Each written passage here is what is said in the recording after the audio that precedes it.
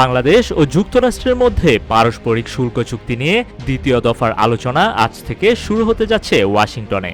এটি চলবে শুক্রবার 11 জুলাই পর্যন্ত।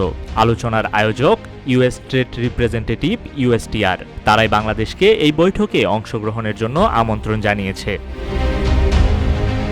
এ আলোচনায় বাংলাদেশ প্রতিনিধি দলের নেতৃত্ব দিচ্ছেন বাণিজ্য উপদেষ্টা শেখ বশির উদ্দিন। তিনি সরাসরি অংশ নিচ্ছেন ওয়াশিংটনে। এছাড়াও ভার্চুয়ালি যুক্ত হবেন জাতীয় নিরাপত্তা উপদেষ্টা ডক্টর খলিলুর রহমান।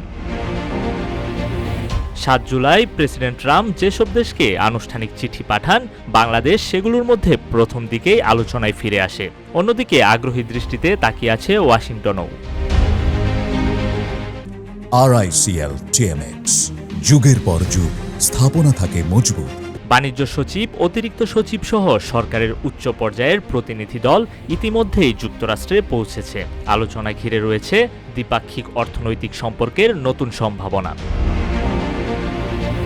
ওয়াশিংটনের টেবিলে বসছে ঢাকা ও যুক্তরাষ্ট্র।